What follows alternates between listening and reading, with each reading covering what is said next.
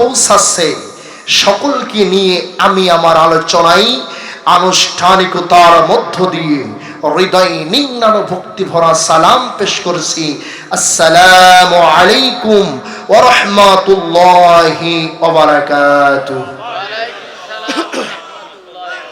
আজকের অনুষ্ঠানে আসতে পেরে বসতে পেরে আপনারা সকলেই খুশি নাকি বেজার?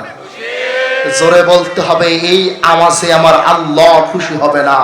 সবাই চিল্লায় বলেন, আজকে আসতে পেরে বসতে পেরে সকলেই খুশি নাকি বেজার? খুশি কার উপরে? জোরে বলেন, কার উপরে? মুমিন সব সময় খুশি থাকবে কার উপরে? আর কাফের, বেঈমান, নাস্তিক, মুরতাদদের প্রেতাত্মা আল্লাহর উপরে খুশি থাকবে না তারা। কথা বলেন ঠিক কিনা?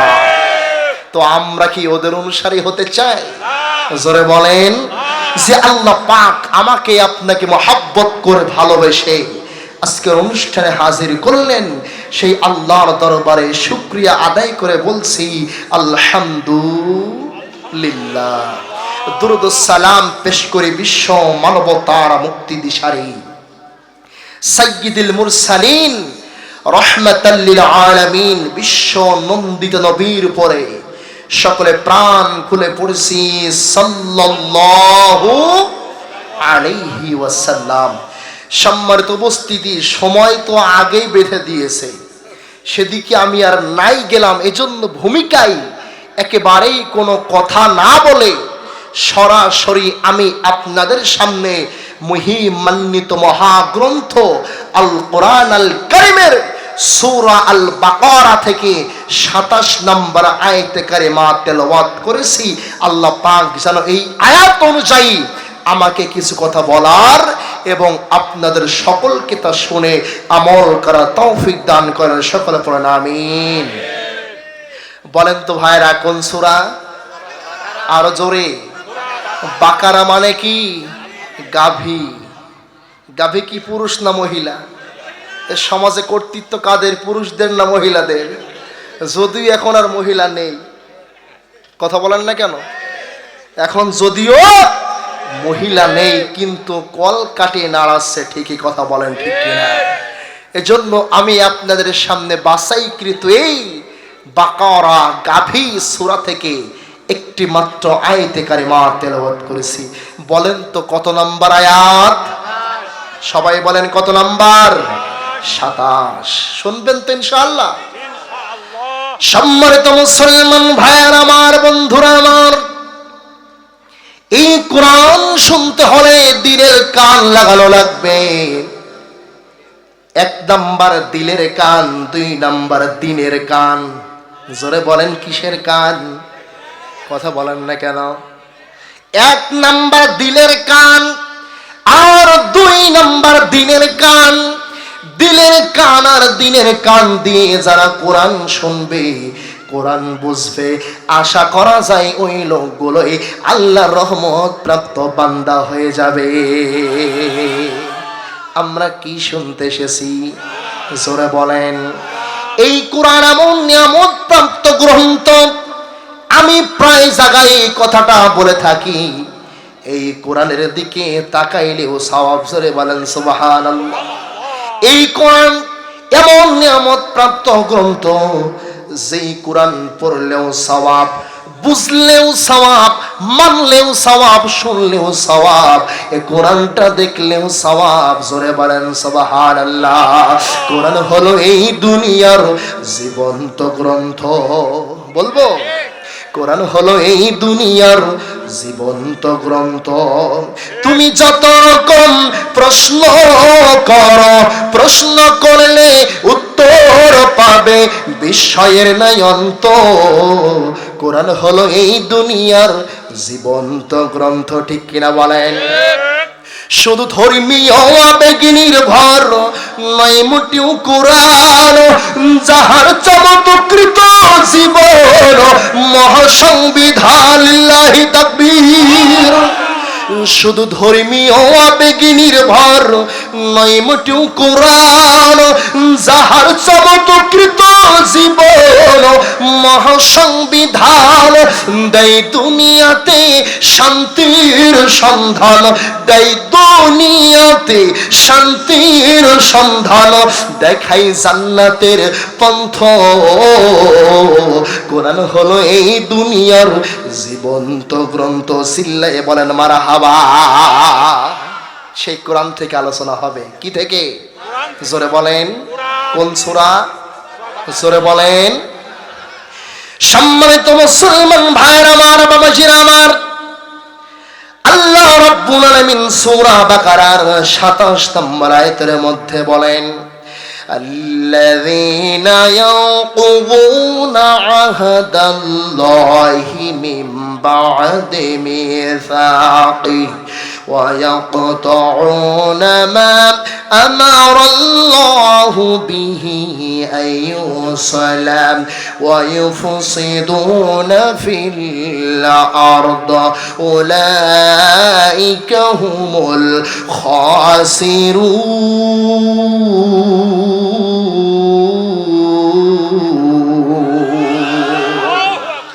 আল্লাহ রাব্বুল আলামিন বলেন, আল্লাযীনা, আর যারা ইয়ানকুযুনা আহদাল্লাহি মিন বাদি মিসাকিহি, আমার আল্লাহর সাথে পাকা পোক্ত ওয়াদা করার পর যারা সেই ওয়াদাগুলো খেলাপ করে।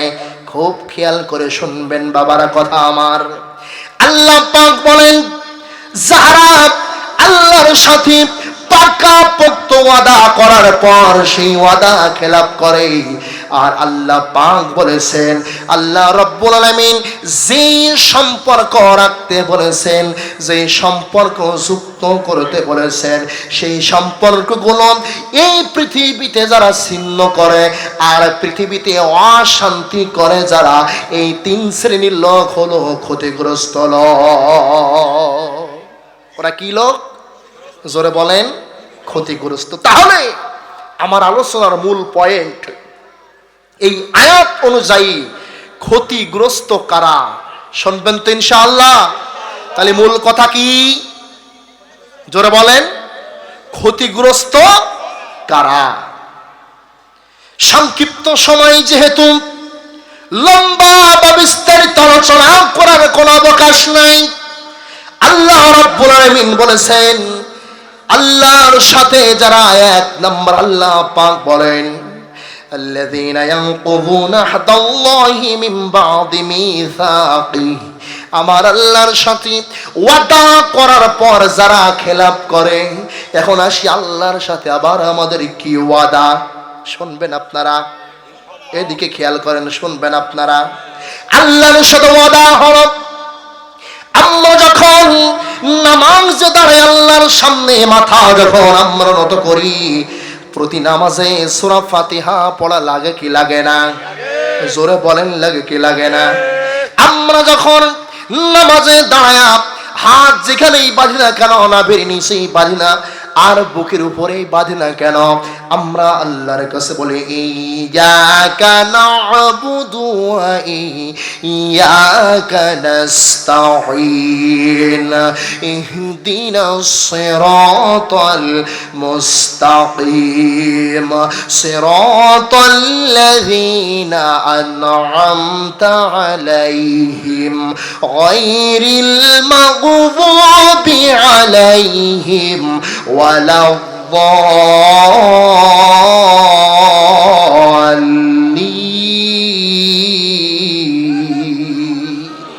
বলি কি বলি না? জোরে বলেন। আমরা বলি, ইয়্যাকা না'বুদু ওয়া ইয়্যাকা নাস্তাঈন, ও আল্লাহ তোমার কাছে সাহায্য চাই আর তোমার ইবাদত করি। জোরে বলেন, ইবাদত করি কার? আরো জোরে বলেন, ইবাদত করি কার? ইবাদত মানে গোলামি, ইবাদত মানে দাসত্ব, ইবাদত মানে আইন মানা, ইবাদত মানে হুকুম মানা। এখন যদি প্রশ্ন করা হয়, ও বলরামনগর সাবদারপুর কোটসাদপুরের তাওহীদি জনতা, আপনারা বলেন তো, আমরা আল্লাহর আইন মানি নাকি শয়তানের আইন মানি? জোরে বলেন, কার আইন মানি? আমরা নামাজ পড়ছি ঠিকই, আমাদের মুখে দাড়ি, মাথায় টুপি, গায়ে লম্বা জামা, আমরা জামাতে নামাজ পড়ি, কিন্তু আইন মানে শয়তানের কথা বলেন ঠিক কিনা? আইন মানে লেনিনের, আইন মানে কার্ল মার্ক্সের, আইন মানে মাও সেতুংয়ের, আইন মানে আব্রাহাম লিঙ্কনের কথা বলেন ঠিক কিনা? বলেন তো, মানুষের তৈরি করা মানব রচিত আইন, তন্ত্র মন্ত্র, আদর্শ দিয়া যদি সমাজ চলে, যদি এই রাষ্ট্র চলে, যদি এই দেশ চলে, এই রাষ্ট্রে কখনো কি শান্তি আসতে পারে? জোরে বলেন, শান্তি আসতে পারে না। খোদার কসম, কোরআন হাতে নিয়ে বলতে পারি, যদি এই পৃথিবীতে আল্লাহর আইন বাদ দিয়া মানুষের তৈরি করা মানব রচিত তন্ত্র মন্ত্র আদর্শ দিয়ে চালানো হয়, খোদার কসম এই পৃথিবীতে শান্তি আসবে না, আসবে না, আসবে না। কথা বলেন ঠিক না বেঠি? শান্তি যদি পেতে হয় আল্লাহর কোরআনের কাছে আসা লাগবে না, লাগবে না? জোরে বলেন, লাগবে না, লাগবে না? আমরা কি কোরআনের দলে থাকতে চাই? আরো আসতে কেউ জানে শোনে না, বাতাসেরও কান আছে, দেয়ালেরও কান আছে, ও বাবা এখনো আছে। কে বলেছে নাই? সব জায়গায় কিরামান কাতিবিন আছে না? আপনি বলছেন আগে ছিল এখন নাই, তাহলে আপনি বলেন এখনো কেন ওয়াজের জন্য পারমিশন লাগে? বলেন। আপনি বলতেছেন হুজুর আগে ছিল এখন কেন, তাহলে ওয়াজের প্যান্ডেলের ভিতরে বালির গাড়ি, কথা বলেন না কেন? জবাব চাই আপনার কাছে, জবাব দেন। আপনি বলতেছেন হুজুর আগে ছিল এখন নাই, তাহলে কেন পোস্টারে ব্যানারে এ নেতার নাম ও নেতার নাম দিয়ে ঠেলাঠেলি? ঠিক বাড়ি গিয়ে বলে আজকে বলা লাগবে না। আপনি বলতেছেন হুজুর 5 তারিখের আগে ছিল এখন মনে হয় নাই, তাহলে কারা আলেমদের এখনো স্টেডে মাইক কেড়ে নেয়? তারা নাই, কিন্তু তাদের পেতাত্তা এখনো আছে কি নাই?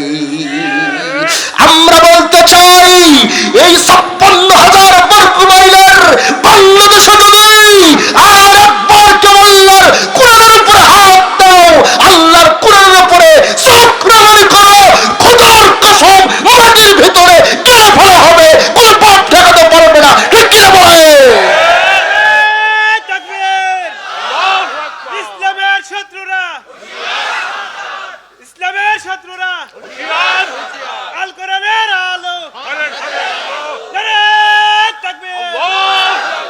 হুঁশিয়ার তারা আছে, ঠিক কিনা বলেন? হুঁশিয়ার আছে না, আছে না? তাহলে আমার মূল কথা, আল্লাযীনা ইয়ানকুদুনা আহদাল্লাহি মিন বাদি মিসাকিহি, আল্লাহর সাথে যারা ওয়াদা করার পর ওয়াদা খেলাপ করে, 1 নম্বরে ওই লোকগুলো ক্ষতিগ্রস্ত। ঠিক কিনা বলেন? কি চলবে তো আলোচনা না? ও গেও গ্রামের হুজুর চলে না? সম্মানিত মুসলমান ভাইয়ের আমার, বাবাজিরা আমার, এটা গেল 1 নম্বর ওয়াদা। 2 নম্বর ওয়াদা আল্লাহ রাব্বুল আলামিনের কাছে আমরা করেছিলাম, মনে নাই? মনে হয় আমাদের সেই ওয়াদা। আল্লাহ রাব্বুল আলামিন হযরত আদম আলাইহিস সালাতু ওয়াস সালামকে যখন সৃষ্টি করলেন, সৃষ্টি করার পর